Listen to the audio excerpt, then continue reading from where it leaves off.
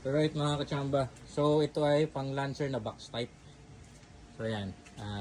Ang ginawa natin dito, gearbox type to. So ito kasi nasa gearbox na to. So pinadala to sa atin ng customer. Column lang to. And then ang ginawa natin, nilagyan natin ng EPS. So meron ng electronic power steering assist. Kaso mo, yung column nito walang bracket sa baba.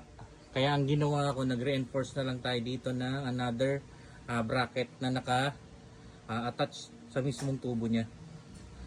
Pero ito mismo na tubo, hindi naman siya magro-rotate kasi force fitted naman yan dito sa may EPS. Naniguro lang tayo. So nag-reinforce tayo ng bracket dyan mga kachamba. Ayan.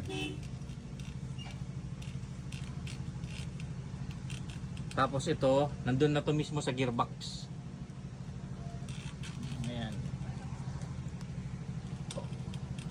So, papadala ko na to mga kachamba dun sa may order nito. At testing na rin.